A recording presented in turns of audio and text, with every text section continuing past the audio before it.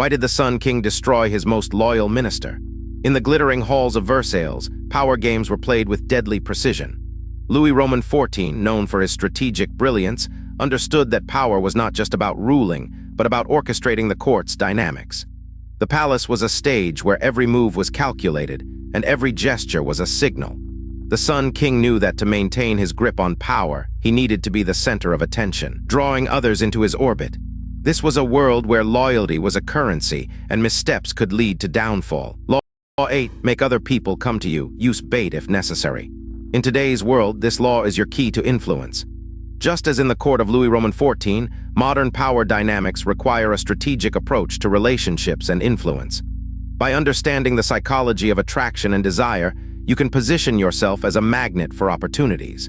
This law teaches us to create an irresistible allure, drawing others towards us with subtlety and finesse. It's about setting the stage so that others feel compelled to seek you out, ensuring you remain at the center of the action. Louis Roman XIV, the Sun King, ruled France with absolute power. But he knew that to maintain control, others must come to him. His reign from 1643 to 1715 was marked by a sophisticated understanding of court politics. By making Versailles the center of French political life, he ensured that nobility and ministers had to come to him, reinforcing his dominance. The palace became a symbol of his power, a place where he could observe, manipulate, and control the influential figures of his time. Louis's strategy was to be the sun around which all others orbited, ensuring his position was unassailable. Louis's minister, Nicolas Fouquet, was brilliant but too ambitious. He hosted lavish parties, drawing attention to himself. Fouquet's opulent lifestyle and his grandiose display of wealth were seen as a direct challenge to the king's authority. In 1661, during a particularly extravagant event at his Chateau, Fouquet's ambition became too apparent. Instead of drawing people towards the king, he attracted them to himself, creating a rival center of power. This was a critical error in a court where the king's supremacy was to remain unchallenged. Fouquet's failure to understand this delicate balance led to his dramatic downfall. In 1661, Fouquet was arrested. His mistake: he made others come to him, not the king. This arrest was a calculated move by Louis Roman XIV to reassert his dominance and eliminate any perceived threats. Fouquet's arrest sent shockwaves through the court, serving as a stark reminder of the consequences of overstepping one's bounds. It was a lesson in the importance of knowing one's place within the hierarchy and the dangers of drawing attention away from the true source of power. By removing Fouquet, Louis reinforced the idea that all roads must lead to him, the ultimate authority. Why does this law work?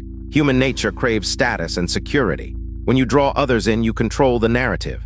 This psychological insight is rooted in our basic need for validation and belonging. By positioning yourself as the source of opportunity and influence, you create a gravitational pull that others find hard to resist. This law taps into the fundamental human desire to be associated with power and success. By making others come to you, you subtly assert your dominance, ensuring that you remain the focal point of their ambitions and efforts. When others come to you, they invest in your success. This creates a cycle of dependency and influence. As they rely on you for guidance and opportunities, their fortunes become intertwined with yours. This dependency strengthens your position, as they are less likely to challenge someone they perceive as essential to their own advancement. The more they invest in your success, the more they are compelled to support and uphold your authority. This cycle not only consolidates your power, but also ensures that you remain a pivotal figure in their professional and personal lives. Imagine a career review. Instead of chasing opportunities, create value that draws attention to you.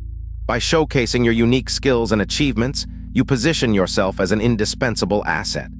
This approach not only highlights your capabilities, but also encourages others to seek you out for your expertise. By becoming the go-to person in your field, you ensure that opportunities come to you rather than you having to pursue them. This strategic positioning allows you to maintain control over your career trajectory, ensuring that you remain at the center of professional developments. In meetings, use strategic silence. Let others speak first, then offer insights that pull them towards your perspective.